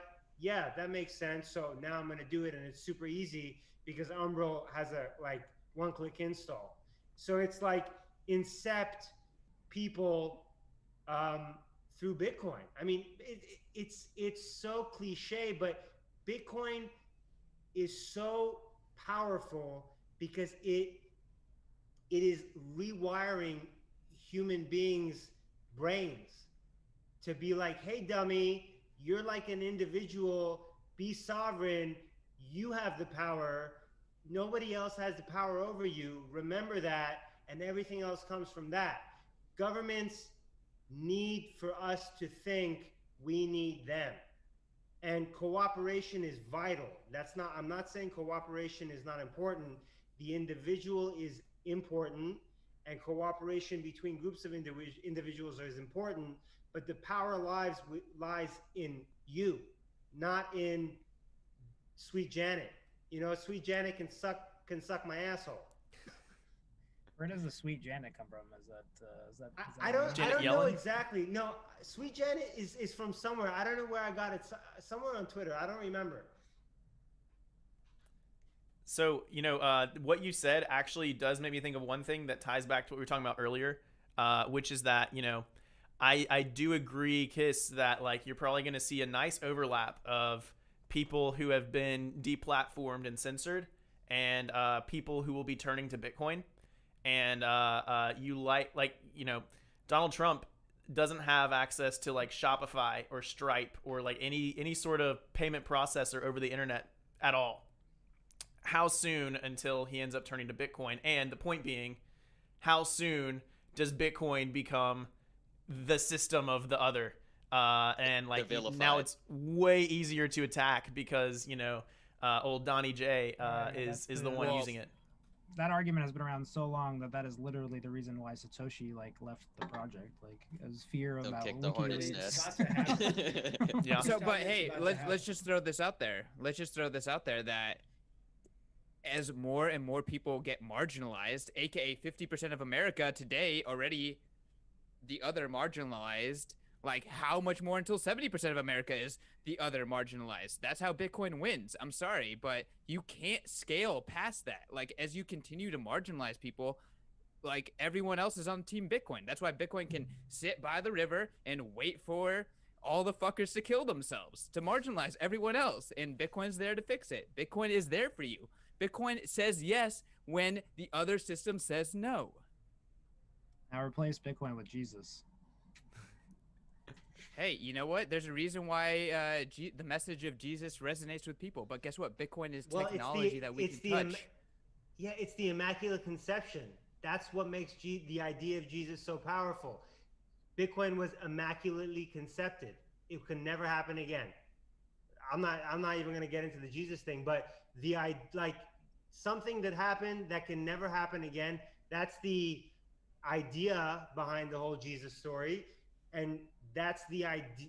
That is Bitcoin, and we know because we've lived through the inception of Bitcoin. But in 100 years, some of this shit's gonna be like whatever you read in the Bible. I don't know if this actually happened. It's a nice story, but I know. No, here's the difference: now. is that you can validate all the way down to the Genesis block with Bitcoin. You can't validate all the way down to the Genesis block with Jesus, with the Bible. And I'm sorry, Pete, but you sound a lot like freaking Joe Weisenthal right now when you say, "Oh, just plug in Jesus," because Bitcoin is different. Bitcoin is fundamentally different. Bitcoin changed the game. Bitcoin is the printing press. You no longer can just say, hey, just plug in Jesus there. No, Bitcoin is its own thing, and it is real. You can touch it. And guess what? Number freaking goes up. That is the strongest signal in the world. Hey, Also, toxic if lady, we're a what do religion, you think? I missed the toxic lady. She's been awfully quiet. I'm just listening. No, I mean, I think that when we go back to the cracks of the internet, I think anytime a problem is brought to light and becomes a problem for more people, then a solution becomes more evident. I agree that I think when you're starting to, I saw a tweet, I don't know, when everybody's being deplatformed, and it was like, oh, okay, well, just wait until it's your checking account. Like, wait until banks no longer are going to serve you because you don't have the correct political standpoint. Okay, cool. So here's Bitcoin. Here you go. Like, you guys can use that if you want. So I think there's a place. I think it becomes more relevant for people who maybe never saw it as something that they were interested in before. A lot of people won't want to use Bitcoin until they have no other choice. As far as fixing the internet, I don't know. I have no solution for that. I just think that when it becomes more of an issue, it has more eyes and becomes more of a solution. I won't touch the religion thing. I have a huge opinion on Bitcoin as a religion. And one of these days, maybe I'll write about it, but I'm not a huge fan of the whole concept. I understand it. I think that there's some ties to some, a specific religion that wanted to leave England because they were persecuted and weren't allowed to verify their own freaking word. I think there's some tie-ins there, but overall, like, I don't praise Bitcoin. It's not my Jesus. It's not my religion. It's a really freaking useful tool that makes me self-sovereign, and I'm really passionate about it. I don't know what else to add in. You should write that for Bitcoin Magazine. Hit up Yeah. Joe after this. Maybe. So I think you bring days. I think you bring up a really good point. I have two quick comments on it. Number one, if we were a religion, where the heck is my tax exempt status? Because I don't want the government going after my bitcoins if we're a religion. Number two is I think the word religion is we have certain aspects of our society that we don't have a good vocabulary term for, and I think this is one of them. And it's this shared myth kind of thing, because with a loose definition of religion, America itself is a religion. We have a pantheon of founding fathers in the Capitol building. On the roof of the dome is an illustration of George Washington ascending to heaven. We have a founding document that is, the word of God to some extent, right? There are ways that you can create shared myths that create systems that are very powerful and very easy to understand, and lenses through which you see the world.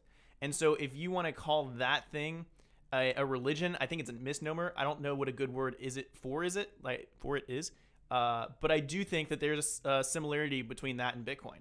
But I would make the argument that religions have other things that heaven and hell, and this self-actualization kind of aspect, and there's some things that I think Bitcoin's lacking in order to be called a religion in that sense. But I do think self-actualize. Wait, like what? No, it's 100% religion. Just look up the definition of religion. Yeah, that'd be easy. Does that mean Bitcoin Cash, or is our version of hell? You know what? I just think that the religion as a word has been vilified by our society, and people just don't understand how religion has helped society coordinate across time and space, and has helped instill values into people. And the reality is that most religions are actually a blockchain. Most religions are literally hand over shoulder, the one priest or the one whatever passing on the word of whatever to the next person, and a blockchain is just 100 times better than that. We literally have a way, way, way better way to get back to reality, to get back to Genesis, to understand how everything started. So Bitcoin's a religion. All right, it's so the best then religion that's ever been invented. It's by far the best way to go back to Genesis. Well, yeah, okay, I agree with Joe. I think then the misconception is that you only have one religion in your life that you believe, because certain things in That's a personal problem. A classic religion instills purpose, right? It tells you, why was I put here on earth, right? And I don't think Bitcoin tells you. I don't think Bitcoin tells you why you were put here on Earth, right? Like, I don't think it tells you why your life is entropy meaning. that generated your private key, and you get to choose based on the algorithm. Yeah, but I would argue Bitcoin is even more powerful than a religion because Bitcoin is practical, tangible, in that it affects every now moment consistently. It affects how you act through space and time because Bitcoin stores your human quantum, your energy through space and time. It respects your unique energy more than any other monetary system that we have on this planet. And therefore, it gives you the most practical, tangible belief system that we've ever had on this planet in recorded history. So I'm Religion not arguing. 2.0, baby. Yeah, exactly. Religion, upgraded religion, whatever you want to call It's it. better than religion. It doesn't have to be. It doesn't have to be black or white. Like you can believe. You're an individual. You can have 100 different beliefs in you. They don't have to. They don't have to all fall into one thing. You can be so many different things to so many different people. You don't have to be in a box. So being a zealot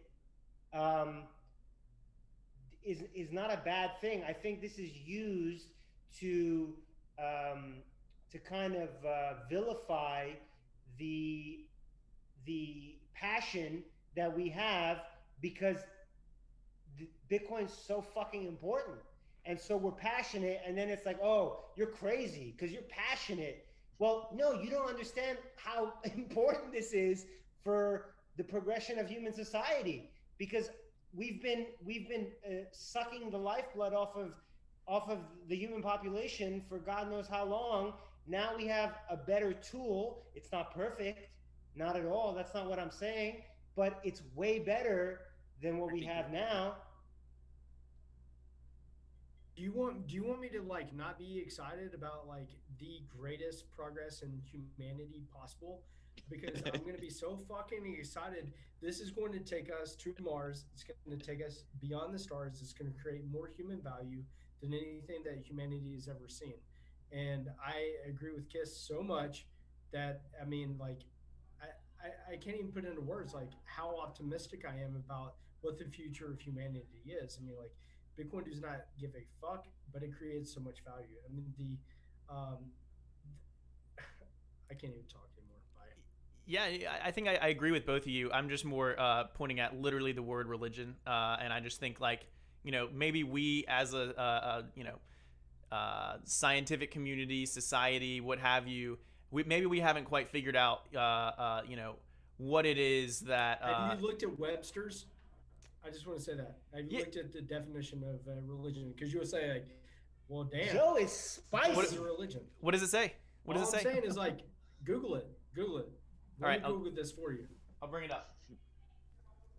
Bring it up and then read it aloud, and you'll be like, damn. Is anyone else but me drinking? Am I the only one drinking? No. Literally, we're drinking. I don't see anybody else drinking. It's because I walk away from the camera. All right, so dictionary says religion is the belief in and worship of a superhuman controlling power, especially a personal god or gods. So like, I don't think if it's definition 2 or 3. The difference there is worship. So I first. 2 or 3. Oh, is there a different worship? Go. 2 or 3. Justine, go. And then Bran can hit us with the next definition. This is one of those things where it's like somebody used it against Bitcoiners in a negative way, right? Like when you try to say Bitcoin is a religion as a negative, they're trying to call it a cult, right? Because in their opinion, a religion is a negative thing. The only issue I have with it is like, I don't worship Bitcoin, just like I don't worship any other money. Like Bitcoin is a freaking amazing tool. I think it does bring people to a whole other, like different standpoint. Like it makes their life better in many different ways. It offers people absolute freedom from a financial level, which money is kind of the core of civilization. So for me, it's not like, oh, I don't think you should be really excited about it. I just don't worship it because I think it's kind of like, I don't know, it's weird to worship it. But I do think it's one of those things as Bitcoiners, it's like, oh, okay, so you're going to say something negative to me and I'm going to turn it around on you and make it a positive. And I fully support that. Fully support that. I think there are some things that go in line. But yeah, that's my only thing. Joe, you can call it a religion. I love you. I want you to love it. I don't want you not to love it. But that's just my standing on it. Listen, Justine? it isn't like I'm saying like this is more important than Jesus, but I'm like, if you look at the Webster's dictionary, there's 4 definitions of the word religion, and if you look at 3 and 4, which are 2, okay, well, number 4, a cause, principle, or system of belief held to which adore and faith. Like, hell fucking yes, this is my religion. This is a Webster Dictionary number 4 definition of religion. I guess I would ask, like, would Bitcoin work if we didn't believe in it? Ooh. Yes, but the fact that it works makes us believe in it. It's a self-reinforcing thing. We believe in it because it works. And it continues to work. It continues to sit by the river and waiting for everything else to die next to it, and makes us believe in it more. Can I just want to piggyback on what Justine said, because I think the point that she made is so important, and I don't think Joe's Joe's kind of intention with the religious thing conflicts with what Justine's saying, because I agree with her. Worshipping Bitcoin is stupid, but you worship yourself, right? You value yourself, and Bitcoin is the best tool that we have for self-actualization in the realm of money. And so if you worship yourself, which, like, if you love yourself, right? If you value yourself, the best tool that you have to kind of put that out into the world and to kind of continue to worship yourself is Bitcoin. Nothing. Now, I'm not saying Bitcoin is the end all be all. Right now it is, but it's always relative. Relative to what we have, it is Bitcoin. So don't worship Bitcoin. Oh. Don't worship Bitcoin. I think we should just leave it. I think we should just leave it at that. Like, let's just play that clip over and over again. Just don't worship Bitcoin. Y'all. Makes you a self-sovereign person. It's an getting amazing tool. Go ahead. Sorry. I know I've been getting real passionate here, but I'm real passionate about these subject matters. I think it's time to close out the show, though. It's time for our last words for everyone. I'll close. We've hit 2 hours. Yeah. Bitcoin is religion 2.0. I came to that realization during this stream. I'm gonna write an article about it. It's changing everything. It's the hand over shoulder passing down of tradition times a million. It's 10x. It's a million times better than gold. It's a million times better than religion. It's a million times better than any other construct we used to organize ourselves across time and space before. And it is the new printing press. And, you know, you can worship that, or you can just look at it in awe, but it's the thing that helps people. I'm going to pass it on to Vivik.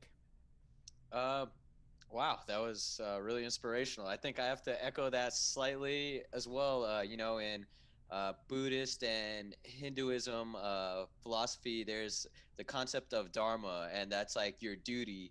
And I think that goes back to the aspect of doing your best, and that means being sovereign in whatever capacity is within your power. You know, you can be someone that contributes C++ to core, or you can be someone who just runs a node to, you know, hold your funds securely, or it could be the Uncle Jim that Marty and Matt always emphasize, you know, for your family. But at the end of the day, it's you just literally putting in the effort and doing your best, and just feeling that you've done that. So that's it, and I hope everyone does that. Joe. I think that this was a great conversation. I'm super excited about the future, and I don't care what the hell happens, number go up. So that's it for me. Popcorn, my boy P Rizzo.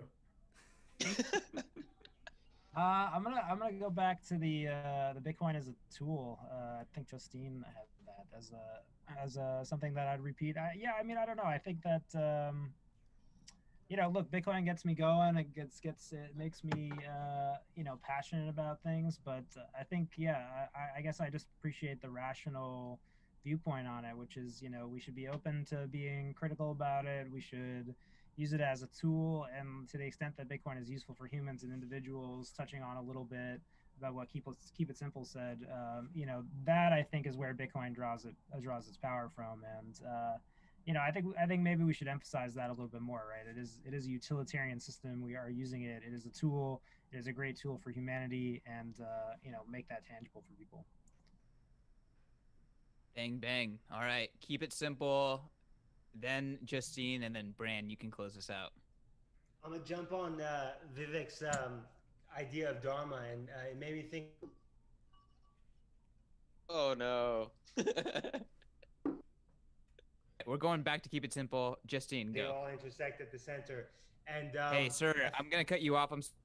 I keep it simple. You froze on us, but let's go to Justine, and then I'm gonna give you the next. I'll give you another opportunity to give that statement. Okay, so for me, self-sovereignty has been super important from a young age. And when I found Bitcoin, it was like the missing piece. I had already sort of been on the train of self-sovereignty, and the financial aspect of it was just like, that was it, right? That's the foundation of society. So I think for Bitcoin, it's whatever people make of it. Some people will just use it. Some people will completely change their lives because they've discovered it and become more self-sovereign. I think it's one of the most important tools that's ever existed for humans. And I think that it's just getting started. Super bullish on Bitcoin and Bitcoiners, as Joe said, super bullish on Bitcoiners. All right, keep it simple. So sorry. Back to you. Can you start over, please? Yeah, just use Bitcoin to empower yourself. It's a tool. Use it, and that's the most important thing. Just be sovereign. Use it, better yourself, and help other people better themselves. And go to Keep It Simple's website. Wait, what's your website? So that way you can learn how to use it in a sovereign way. Use it right. KeepItSimpleBitcoin.com. I make guides to help you use Bitcoin. All right. It's a fantastic resource. The guides from Bitcoin Magazine on YouTube are usually ripped off from his website. So just go to the source. Bran. And you kept it simple for the website, so on brand. I would close it out by being very annoying and saying that calling Bitcoin is a religion is too small of a take. Bitcoin's larger than that. Bitcoin is digital water. It is a foundation that upon which digital life will flourish. It is we are looking at Bitcoin and putting words to it that Bitcoin doesn't even care about because it's a digital thing and we are physical people, right? So, I don't want to be limited. And I also think that the word religion has negative connotations for some people, and Bitcoin is approachable for all people. And so I don't want anyone to think Bitcoin's a religion, therefore it's not for me. Bitcoin is for everybody. So I will say that, and I will end it there. Catch me on Twitter at BranBTC, and I don't have anything that insightful to say on Twitter. You have to watch the show in order to hear these sweet, sweet insights. All right, y'all. Thanks so much for joining. This is a fantastic panel. I'm glad that we could get passionate about Bitcoin on this panel. To all the viewers, have a good one. Make sure to smash that like button. Make sure to hit subscribe. And make sure to buy the motherfucking dip. Let's go. And run a node. Yes. Go to keepitsimplebitcoin.com. Learn how to run a node. Learn how to verify your PGP keys. Do it all. Hold your keys. Peace. Run the ad.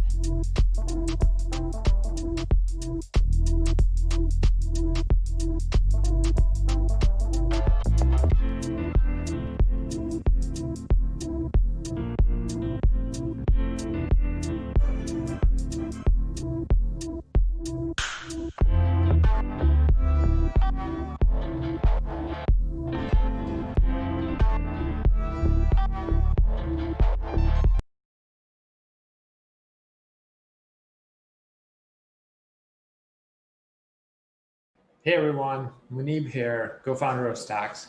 We're really excited about the launch of Stacks 2.0 blockchain. It brings apps and smart contracts to Bitcoin. We're in the school of thought that Bitcoin is like TCP/IP.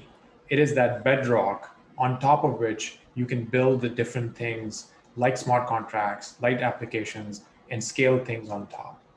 This is a very different point of view from the rest of the industry, where a lot of different projects are trying to bring smart contracts to other disconnected blockchains like Ethereum. We're big believers in Bitcoin and really excited about what we are launching with